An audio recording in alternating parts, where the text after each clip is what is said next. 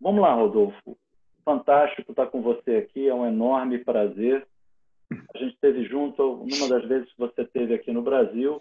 Inclusive, fizemos uma visita juntos, não sei se você lembra, no escritório do Robson, que é parceiro nosso, para Com conversar certeza. com um prospect lá e tal.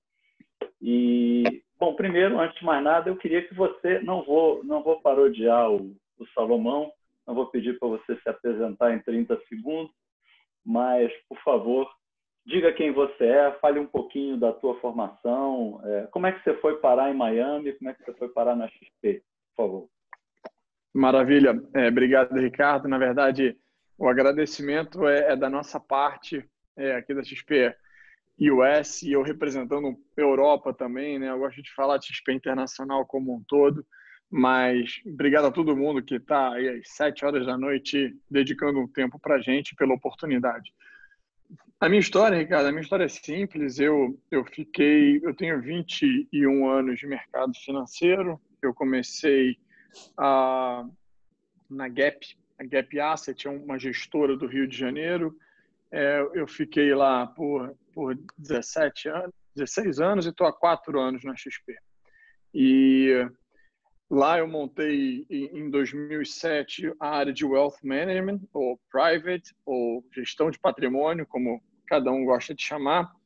E desde 2007 eu venho dedicando 100% do meu tempo para esse mundo. Acho que depois eu vou contar um pouquinho a nossa filosofia de trabalho aqui nos Estados Unidos.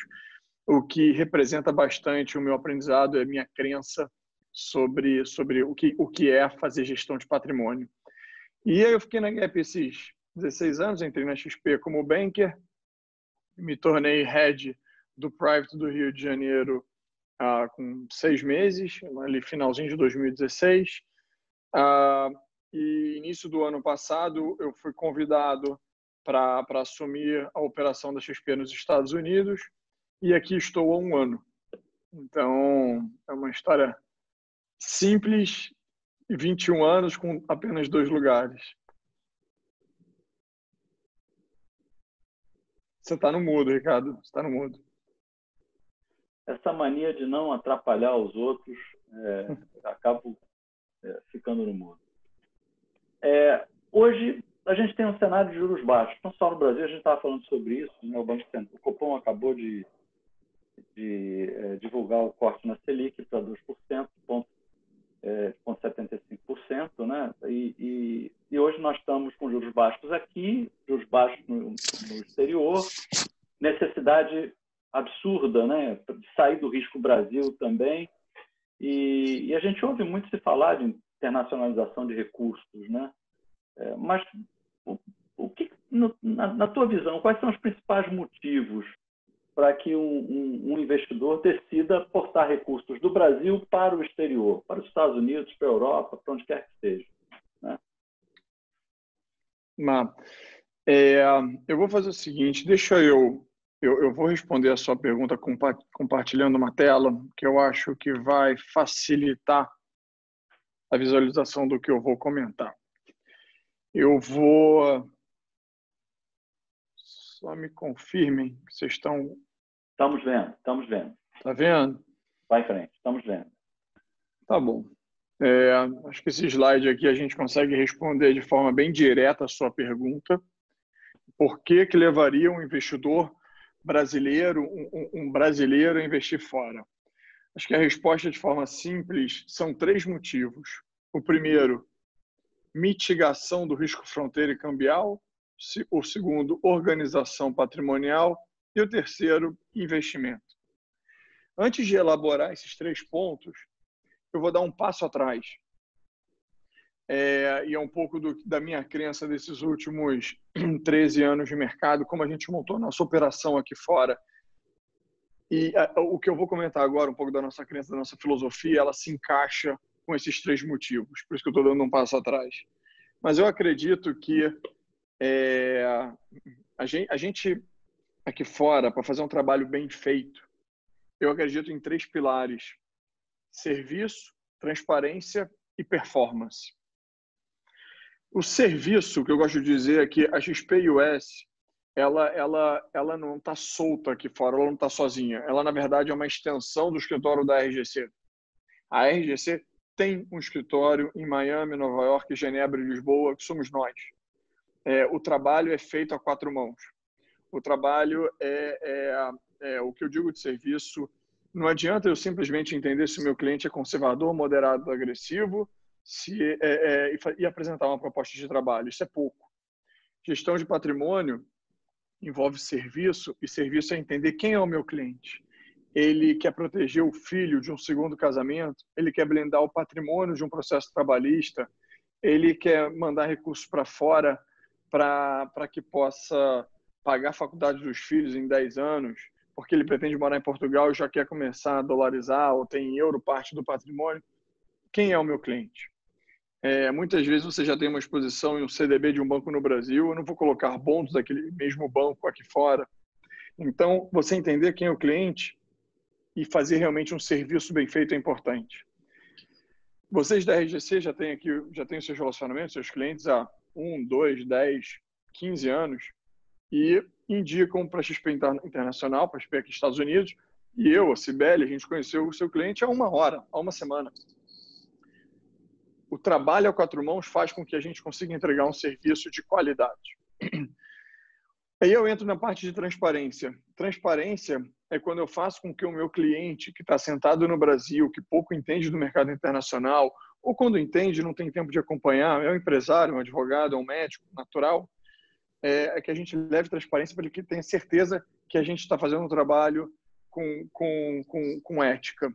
Aí é um pouco, sabe, aquele médico que cobra uma consulta barata, mas manda o paciente numa farmácia de manipulação porque ele ganha um percentual do remédio que foi manipulado. Essa falta de transparência, que eu chamo de falta de ética, a gente tenta evitar aqui com transparência. A gente, todo final de ano, a gente apresenta um relatório para o cliente de quanto que ele pagou e quanto que a gente recebeu. E aí a gente está lançando tecnologias a favor do cliente. Então, recentemente, a gente lançou um aplicativo onde o cliente no Brasil consegue ver a posição dele tanto em reais na XP quanto em dólar, ou euro, né, aqui fora, na moeda que está. Isso para mim é transparência. Na hora que eu falo, eu cobro de você 0,25 para cada compra de bond. E aí eu falo, hoje eu estou comprando $100 mil no bond do Itaú. Aí você abre o seu aplicativo, tem lá $99 mil. Fala, você me cobrou 1%, e o 0,25? Então, assim, essa falta de ética, eu estou falando a palavra ética aqui, mas essa pegadinha não existe, porque a gente realmente leva a transparência na ponta da palma da mão para o cliente. E o terceiro ponto, que eu acho que é muito importante, é a performance. Não adianta eu entregar um bom serviço, uma boa transparência, e no final do dia ter uma performance pior do que o meu concorrente. Eu não pretendo aqui ter a melhor performance todos os meses, eu digo que o nosso objetivo é uma maratona, eu quero estar entre os 5 primeiros ao longo do relacionamento com o meu cliente, ao longo dos próximos 10, 30 anos. E essa busca pela longevidade e perpetuidade do relacionamento, da performance, da consistência, só tem uma forma de entregar, com time. E aí tem uma frase do Michael Jordan, quem lê o livro dele, é que ele fala que é o seguinte, o talento ganha um jogo, só um time ganha um campeonato. Então a gente investe muito em time, nós somos 70 pessoas aqui fora, não é o Rodolfo, a Cibele, o Ricardo, nós somos 70 pessoas, 35 dedicados à gestão, geograficamente cobre emergentes, Europa, Estados Unidos, cobre o mercado de renda fixa, renda variável, fundos, derivativos, e com uma proximidade muito grande com o cliente. Então a gente consegue buscar performance. Nesse sentido, a gente investe muito em pessoas, tanto para o relacionamento, para entregar um serviço, quanto para a performance. Então, eu dei um passo atrás, Ricardo, desculpa me alongar aqui um pouco na sua pergunta, porque eu acho que é importante vocês entenderem, os nossos clientes entenderem que quando o Ricardo indica um cliente para a Cibele, esse cliente é do Ricardo e está tendo um atendimento global, onde geograficamente, eu estando aqui fora, eu consigo trazer mais oportunidade para o cliente seja mais bem atendido. Não tem aquela gula do cliente é meu, o cliente é nosso. Então, com isso, a gente consegue fazer uma coisa mais bem feita. E aí eu venho para esse slide, e aí, finalmente, respondendo a sua pergunta, quais são as razões do cliente ter dinheiro aqui fora? Antes, você começou a pergunta falando que os juros caiu para 2. quando nós tínhamos uma taxa de juros de 14%, ou 8%, ou 10%, esse terceiro motivo aqui, diversificação, nunca foi conversado. Ele não vinha à tona. Tinham dois motivos de investir fora. Mitigação, fronteira e cambial. O que é isso?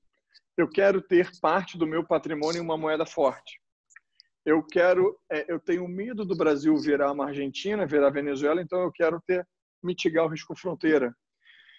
Quem viveu a época do Collor, o risco fronteira é isso. Vou congelar seu patrimônio. O dinheiro que estava fora, o brasileiro conseguiu mexer. Então, esse é o motivo.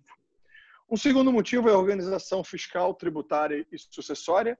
E aí aqui você no Brasil, quando você quer fazer uma estratégia de sucessão nos Estados Unidos ou internacionalmente, você tem veículos que não existem no Brasil. Aqui tem o trust. Talvez a coisa mais próxima no Brasil é a previdência, mas não é igual.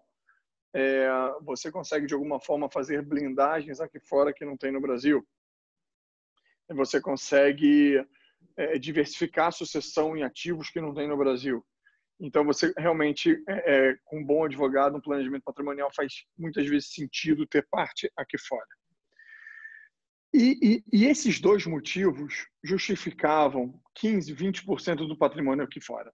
Quantos por cento do patrimônio você sugere que o cliente tenha fora? 20%. Tem um estudo onde 20% do consumo do brasileiro está indexado a dólar. A nossa gasolina, o nosso pão da padaria, o nosso vestuário, o nosso vinho, a nossa passagem aérea, 20% disso é um custo em dólar. E por isso também o motivo de você ter 20% aqui fora. Hoje em dia eu tenho conversado com muitos investidores que estão falando de 40%, 50% do patrimônio aqui fora. E o motivo desse aumento de 20% para 40% é exatamente esse terceiro motivo aqui, investimento. Você com 2% da taxa de juros, a Selic a 2%, e provavelmente muitos de nós aqui têm juro real negativo, porque a nossa inflação é mais alta que 2%. A escola dos nossos filhos, nossa farmácia, o nosso restaurante sobe mais do que 2%. Então você precisa assumir um pouco mais de risco, entre aspas, na sua carteira. Risco não significa risco de perder. Risco significa volatilidade. O brasileiro estava acostumado a comprar uma LFT, um título do governo que rendia 14% ao ano, 1,2%, 1,5% ao mês, e aquela constante todos os meses. Isso acabou.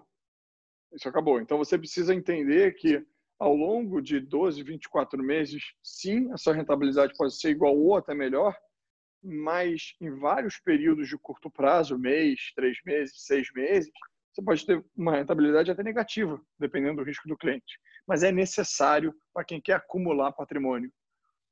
E aí você tem o que significa volatilidade e risco? Significa títulos de inflação, multimercados, bolsa, e o cenário internacional vem como uma excelente oportunidade e opção nesse momento. Então, um cliente que muitas vezes tinha 100% de patrimônio em renda fixa, o cliente agressivo do Brasil tinha 50% de renda fixa, eu estou conversando com muita gente que tem zero. Então, acho que esses são os 3 motivos de se investir fora. Só um ponto aqui que eu tenho falado, 20% fora, 40%, 50% fora. O patrimônio que cada um vai ter fora é de cada um. E eu acho que isso não existe uma fórmula de bolo e nenhuma regra. Se você, residente do Brasil, 100% dos gastos em Brasil, não pretende morar fora, não quer viajar, nada, talvez tenha que ter zero em dólar. E tem outras pessoas com uma preocupação maior com custos em dólar, que talvez tenha que ter 70%. Então, assim, acho que não existe uma regra, e aí é onde entra a RGC e a gente ajudar o cliente a definir o percentual certo. Acho que isso eu respondo os motivos de ter dinheiro fora. Beleza, Rodolfo, muito bom. Eu tenho uma observação para lhe fazer da importância desse aspecto da blindagem patrimonial. Normalmente a gente liga essa questão, blindagem patrimonial, alguém precisa proteger o patrimônio por ter feito coisas erradas. Mas isso não é verdade, né? muitos empresários que fazem tudo certo, dada a complexidade legal brasileira, principalmente a complexidade tributária, num aspecto mais amplo, às vezes o cara fazendo tudo certo, né, seguindo aquilo que lhe parece certo, pode estar sujeito a uma disputa que, num determinado momento, quebra a empresa. E com a desconsideração da personalidade jurídica, em alguns casos, pode avançar sobre o patrimônio do indivíduo. Então, até eu acho que muito mais para quem faz tudo certo, né, mas que se expõe ao risco de ser empresário no Brasil, já que o Brasil não é para amadores, né, isso faz muito sentido também, né? Proteger o patrimônio da família nesse sentido também, né? Eu vou dar um exemplo aqui, muito bem colocado, Ricardo. A gente fala, às vezes a gente acha que blindar vem de algo ilícito, né? Mas, pelo amor de Deus, gente, nunca, não. O Ricardo pontuou muito bem. Vou dar um exemplo de uma família que é nossa cliente. Hoje ele tem 70 anos. Ele, quando tinha 15, 18 anos, o pai dele tinha muito dinheiro, o pai faleceu, e ele teve uma briga de herança com os irmãos. E desde os 15, 18 anos ele não fala com os irmãos. Ele sofreu muito por isso. A briga não só fez ele perder a amizade com os irmãos, o relacionamento, como a gestão do patrimônio que o pai deixou foi mal feita e eles quebraram. Perderam tudo. Esse rapaz virou um empresário muito bem sucedido, teve um patrimônio muito grande e hoje, aos 70 anos, ele fez um trust aqui fora. E um trust é um veículo onde você pode botar a regra que quiser. É um testamento onde você escreve as regras, só que você já faz a doação em vida. E ele é muito mais forte que o testamento, né? O testamento, no final do dia, existe a legítima ali que não tem como fugir dele. Mas o trust, não, faz o que quiser.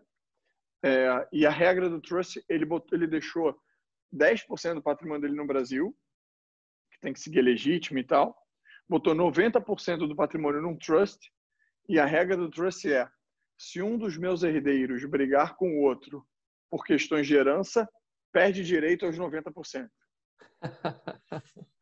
Isso é uma realidade, tá? Isso é um caso real. Sensacional, cara. Mas de como a gente está falando aqui de formas de deixar uma sucessão em vida organizada. Minha mãe brigou com os irmãos por causa de herança. Assim, é uma realidade. Ir na ferida, né? Ir no calo realmente ali, né? E achar uma solução para cada problema específico, né? Cada um de uma forma distinta. Exatamente. E é uma coisa triste, porque a gente trabalha com um escritório de advocacia que é especializado nisso, a gente tem um trabalho junto com eles em sucessão. E a coisa que eu mais ouço nos relatos são as brigas familiares por conta de sucessão. E isso, você acabou de dar um exemplo sensacional para contornar essa questão. Agora, voltando à história do investimento no exterior, as oportunidades e o leque de opções nos Estados Unidos é muito maior, né? Nos mercados desenvolvidos é muito maior do que no Brasil. Se a gente for comparar em volume, né, acho que o PIB brasileiro, o percentual do PIB brasileiro é mais ou menos 2% do PIB mundial, alguma coisa assim, né? Então dá para imaginar. 2,44. Está na tela. 2,44. Está na tela, Ricardo. Dá uma olhadinha na tela. Tá. Desculpe, eu não olhei a tela. Eu estava tentando me lembrar, mas a memória já não é tão boa, né? Mas, enfim, quais são as oportunidades, então, que os nossos clientes poderiam considerar de investimento no exterior, diferentemente dos fundos locais que acessam, ou dos veículos locais que acessam no exterior, mas o investimento com recurso lá fora, efetivamente? Conte aí para a gente. Tá. Essa é uma resposta um pouco longa, mas eu vou tentar interagir aqui para que todo mundo consiga visualizar a minha explicação. A Bolsa Brasileira, quem não estiver vendo, pedir para olhar esses slides. A Bolsa Brasileira, em laranja, no lado esquerdo embaixo, ela representa 1,34% da Bolsa Mundial.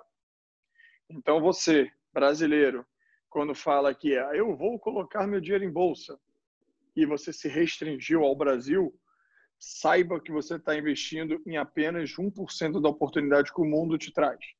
Os outros 99% estão fora do Brasil. Quando a gente vai no mundo de multimercados, que é uma alternativa de risco, se nós todos aqui tentarmos falar 10 fundos multimercados bons, abertos, talvez a gente não chegue a eles. Abertos. Bons tem muito mais de 10. Abertos, talvez não.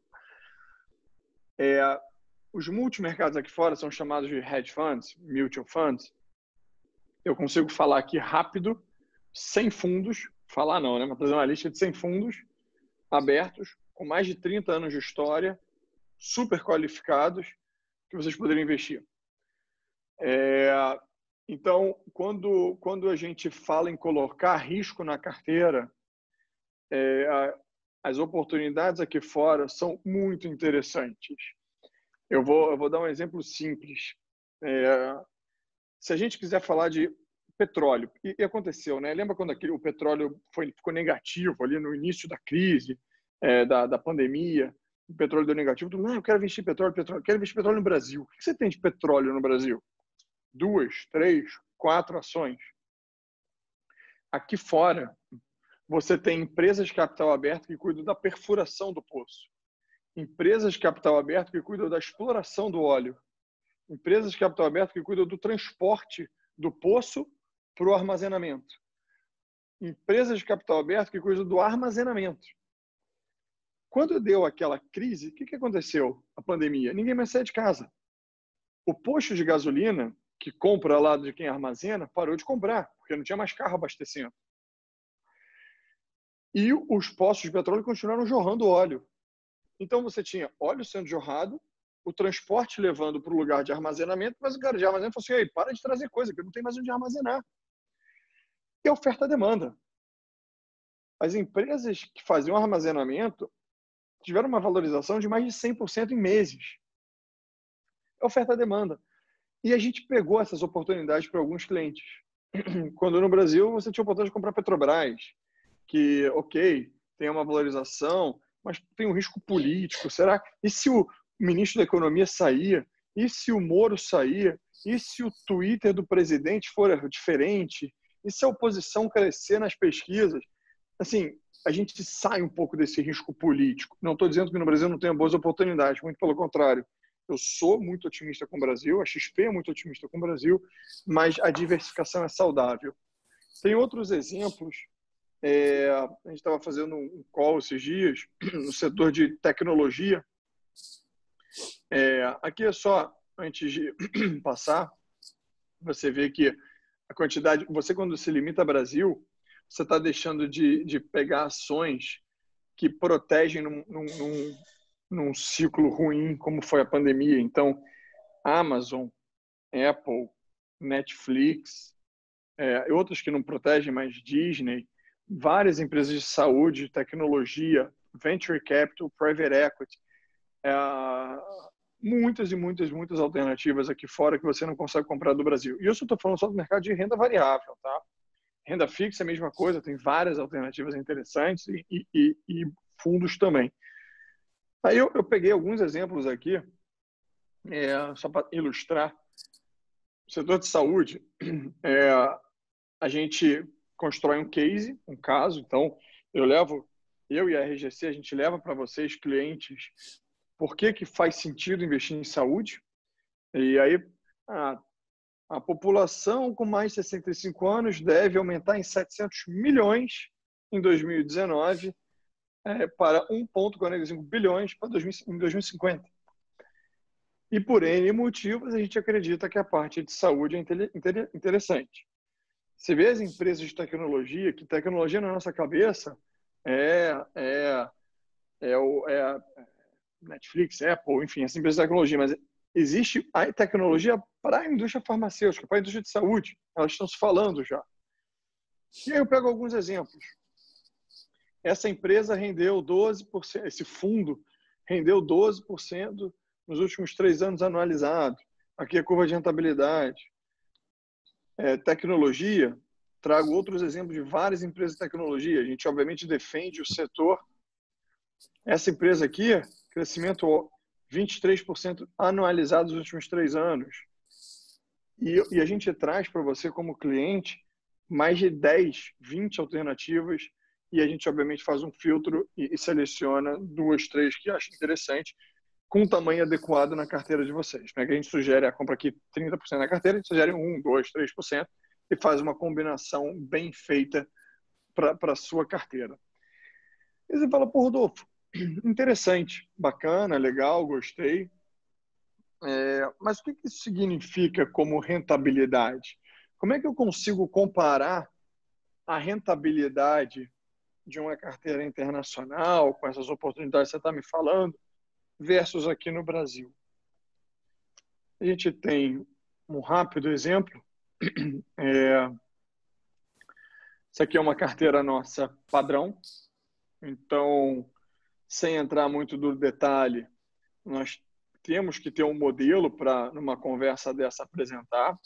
Então, aqui é um exemplo de uma carteira, na primeira coluna aqui, conservadora, balanceada com o Brasil, com títulos brasileiros, e agressiva. E o percentual em renda fixa, em ação, e a gente tem essa carteira aqui. Eu peguei um exemplo, que é uma carteira balanceada, moderada, tá? Com 60% em renda fixa, 35% em renda variável e 5% em cash, em dinheiro. E eu trouxe um histórico dos últimos 10 anos dessa carteira. Só deixar um parênteses claro, essa não é uma carteira oficial nossa, a gente não faz gestão aqui há 10 anos. Na verdade, eu faço uma análise retroativa estática.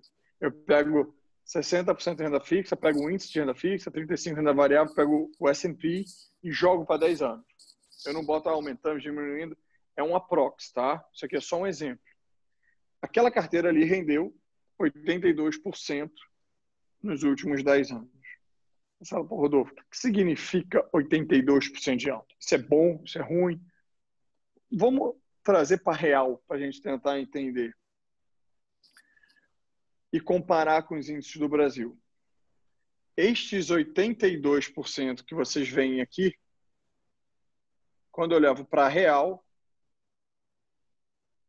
é exatamente esse 424 que vocês estão vendo.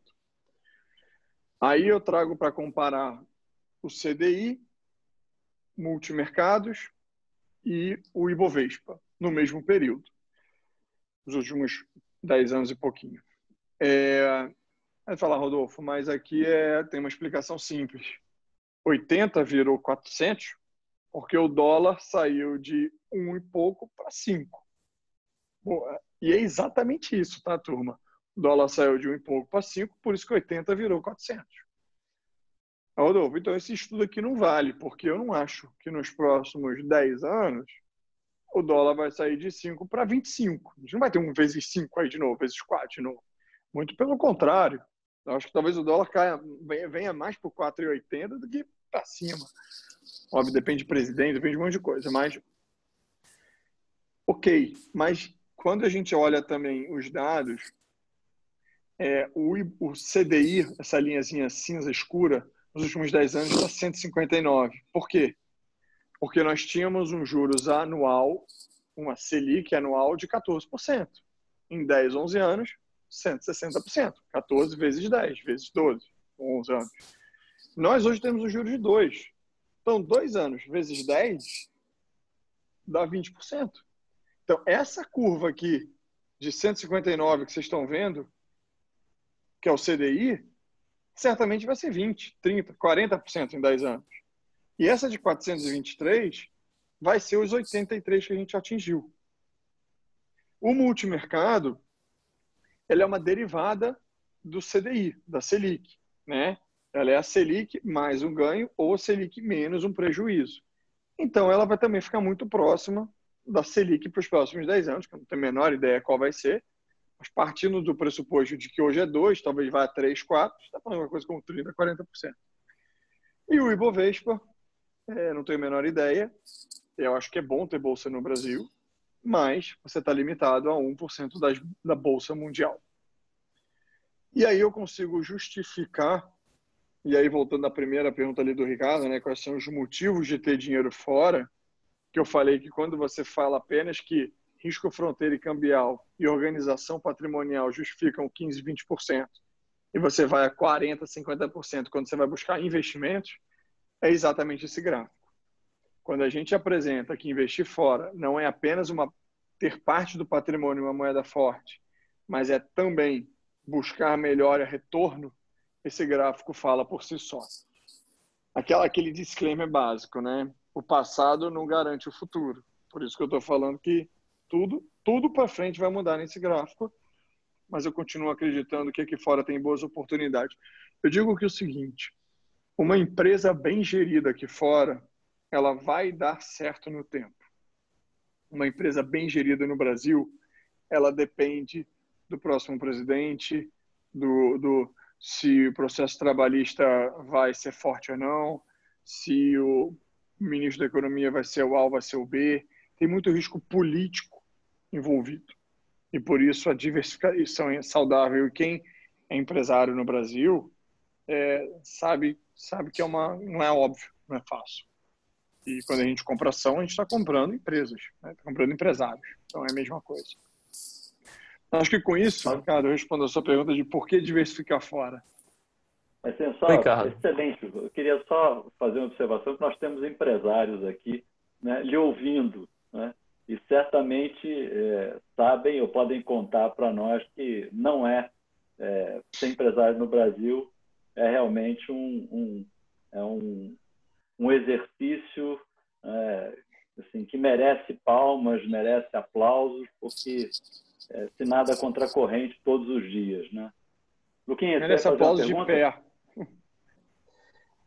Rodolfo, você trouxe aí uma lógica muito interessante, né? Quando você construiu todo o raciocínio dos produtos que estão disponíveis para os investidores lá fora, e aí veio concluir com a lógica de diversificação, de construção de uma carteira que a gente consegue chegar a um determinado resultado bem interessante nesse período passado. E aí você já entrou na próxima pergunta e já começou a responder de uma forma bem interessante, um argumento claro que hoje boa parte dos investidores tem algum receio de investir no exterior exatamente por conta do valor atual do dólar. E aí você já trouxe um elemento bem interessante nesse momento que diz, legal, o dólar está lá em cima, mas os juros estão muito baixos. Isso por si só já é um elemento interessante quando eu for fazer a comparação nas próximas janelas de 3, 5, 10 anos. Tá?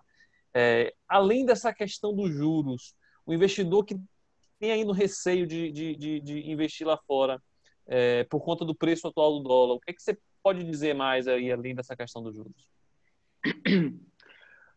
Lucas, essa pergunta do dólar, eu acho que a pergunta aqui é de $1 milhão, né? É difícil dizer. Eu tenho escutado várias lives, acho que como todos nós aqui, e Paulo Guedes, Rogério Xavier da SPX e André Jacuski da JGP, acho que o terceiro foi ele, sugerem muito investimento no exterior, mesmo com dólar nesses patamares. E eu acho que ninguém sabe para onde vai o dólar.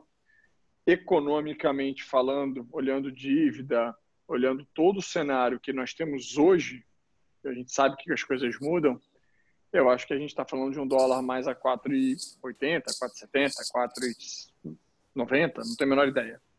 Aí você fala, então você está me dizendo que faz mais sentido esperar o dólar cair para eu fechar o câmbio. Não falei isso. Só falei que eu acho que o câmbio pode ir mais a 4,80. Então eu vou fazer um exercício rápido aqui. Se o dólar cair 10%, hoje vou arredondar aqui, está 5,30. Se cair 10%, a gente está falando de 4,75, mais ou menos, né? Não sei se eu fiz o cálculo certo, mas alguma coisa próxima a isso. Essa casa. Qual a probabilidade do dólar ir a 4,75? Não sei, mas eu acho que existe. Não sei nem quando, 10% de queda. Aí eu botei esse gráfico aqui, imaginando que sua pergunta ia ser direcionada a isso. Esse aqui são os setores lá de fora que a gente acompanha. Setores de tecnologia, saúde, indústria, energia. Vou pegar aqui financials. No ano, o setor financeiro está caindo 21%. JP Morgan, que soltou resultados ótimos, empresa super bem gerida, está caindo 30% no ano. Estava na última vez que eu vi. Talvez eu esteja um pouco errado aqui nos números. Lembra o seguinte, algo que cai 20%, para voltar para onde estava, tem que subir 40%. Eu acredito que tem mais probabilidade do JP Morgan subir 10% do que o dólar cair 10%. Ou melhor, deixa eu reformular meu racional. Eu acho que tem uma probabilidade do JP Morgan subir 20% maior ou igual, vamos igual, que o dólar cair para 4,70. Porque, de novo, se o JP Morgan subir 20%, ele volta para metade da queda que ele teve. Ele não volta para onde ele estava. E eu acho que essa probabilidade é bem real. Quando você pega empresas bem geridas, como uma Amazon, que não para de ganhar. E se tiver uma quebradeira, eu acho que a Amazon vai comprar todos os concorrentes e vai ficar ainda mais forte. Então, eu acho que assim, esses dias eu estava aqui, eu tive que... Eu precisei vir para o Rio de Janeiro, não estou em Miami, eu precisei ir num hotel em Angra, chamado Porto Belo. O hotel estava lotado, não tinha um quarto vago. Eu precisei ir lá, que a minha esposa é advogada, o hotel inteiro lotado. Eu estou no Brasil há 6 dias.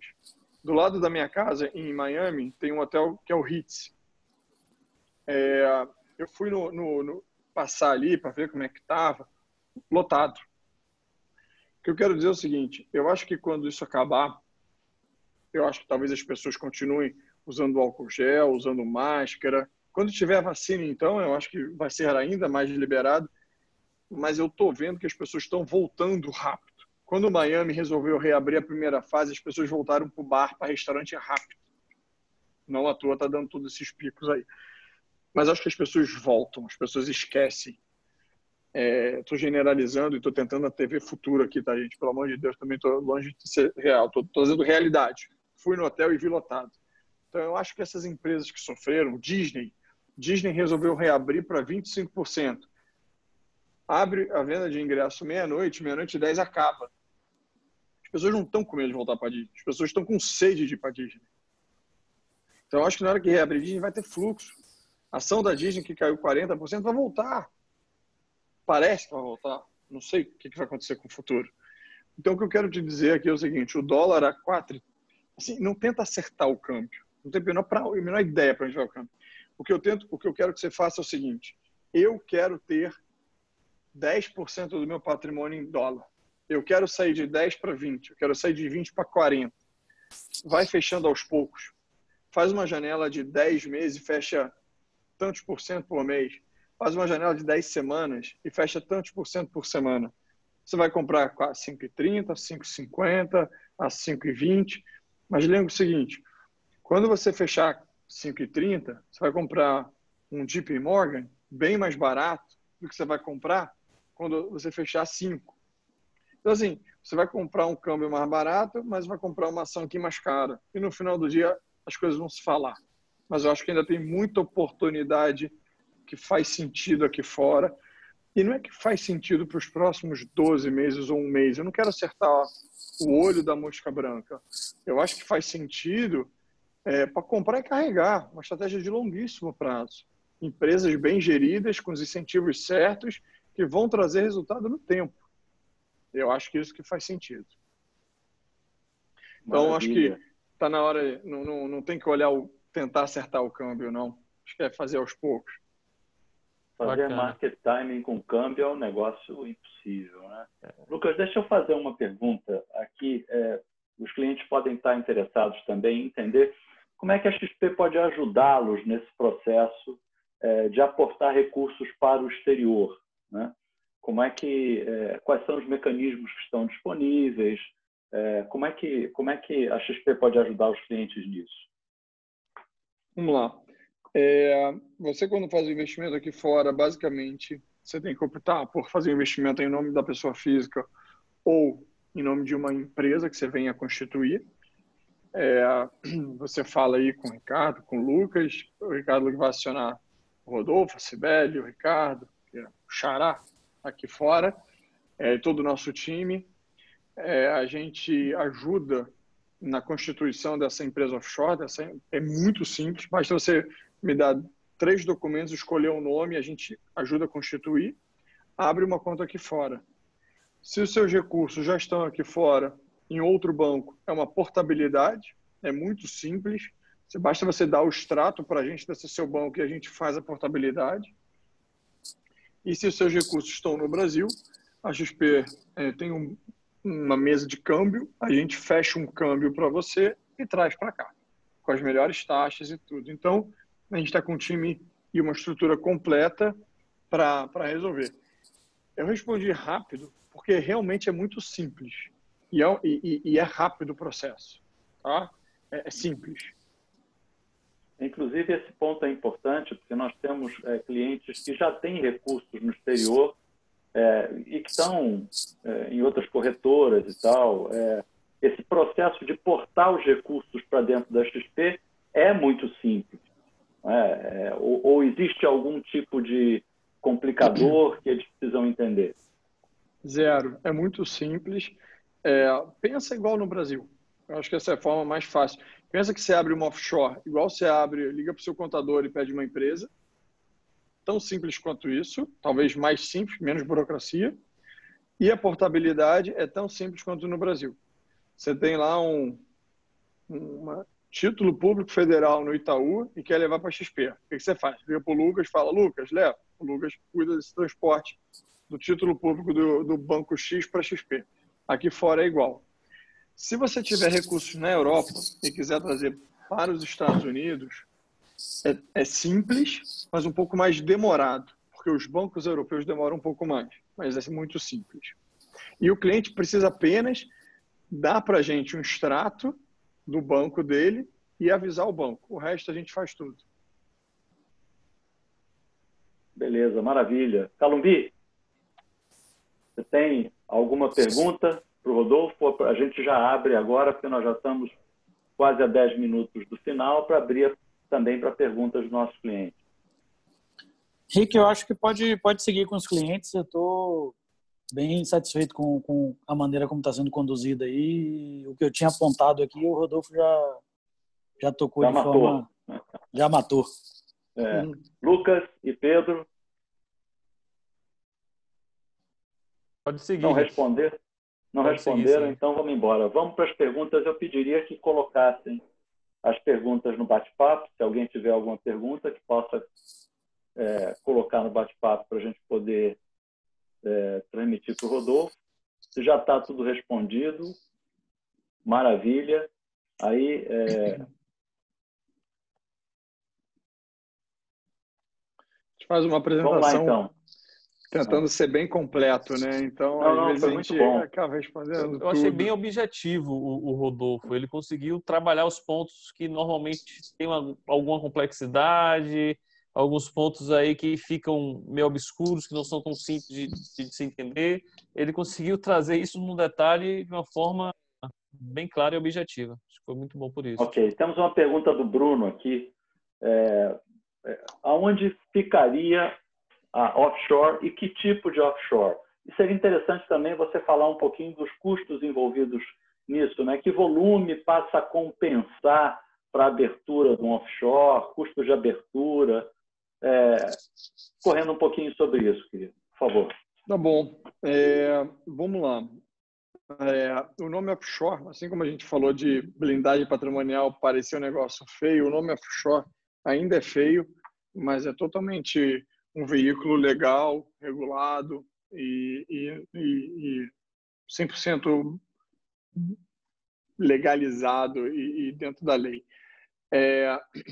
Normalmente, você abre uma offshore em algum paraíso fiscal, que é um nome feio, mas o objetivo é que aquela empresa não pague imposto. Se você abrir uma empresa nos Estados Unidos, ela tem que pagar imposto para o governo americano. Existem algumas jurisdições que não cobram imposto dessa pessoa jurídica. BVI, nada mais é do que Ilhas Virgens Britânicas, BVI, Cayman, Bahamas. Se você é um residente de Portugal não reconhece esses países como isenções de imposto, então o ideal é abrir em Malta. Então, a gente abre nesses lugares, mas você não abre, você não faz nada, você cliente, tá? A gente faz tudo para vocês, assim, você nem vê onde está a jurisdição, você não se preocupe. Para montar uma empresa offshore, vai custar em torno de $1.500 e ela vai custar mais $1.500 por ano de manutenção. Então, se você está falando de $100 mil, você pagar $1.500 por ano, no primeiro ano 3 mil, né, que é a abertura mais manutenção, a partir do ano só 1.500, você está falando de 1.500, 100 mil, você está falando de 1,5%. É caro. Então, acho que com 100 mil, acho que faz sentido você não abrir só offshore. Com $500 mil, e aí até $500 mil é o mínimo do nosso investimento aqui fora, com $500 mil, você já está falando de 0,30% de custo, né? Se a gente está fazendo um investimento para buscar 6, 7, 8% ao ano, 0,30% é o custo da estrutura. O que traz benefício, porque quando você faz o investimento via offshore e não via pessoa física, quando você faz o investimento via pessoa física e você tem algum cupom de um bond, ou quando você tem alguns juros, ou quando você troca de fundos realizando lucro, você é obrigado a recolher um carnê-leão no Brasil e pagar imposto. Envolve contador, envolve custo. Quando você bota numa offshore, então você botou $1 milhão numa offshore. Você muda de fundo para fundo de investimento a investimento, aquela offshore, aquele 1 milhão vira 1.100.000, 1.030.000, 1.040.000, 1.100.000. E você não precisa recolher imposto no Brasil. Só quando você tira da offshore. Mal comparando, ou melhor, bem comparando, é igual Previdência. Você bota na Previdência aqui no Brasil, você não paga imposto todo ano. Aquele dinheiro, você declara no seu imposto de renda o valor aportado na Previdência, e não o lucro. Fundo de ação, mesma coisa. Você declara no seu imposto de renda o valor aportado no fundo de ação ou na ação. A offshore é a mesma coisa, mesmo racional. Então, é isso. Tem uma pergunta aqui sobre BVI. Isso, né? Já que você está lendo aí, siga aí. Na BVI, com o novo compartilhamento de dados dos sócios, perderia muito na privacidade? Eu não sei, Robalinho, eu não estou sabendo disso, tá? Eu não sou advogado, a gente sempre usa um advogado dentro de casa, que é o Renato Sforino, um advogado externo, então eu não sei essa questão da compartilhamento de dados.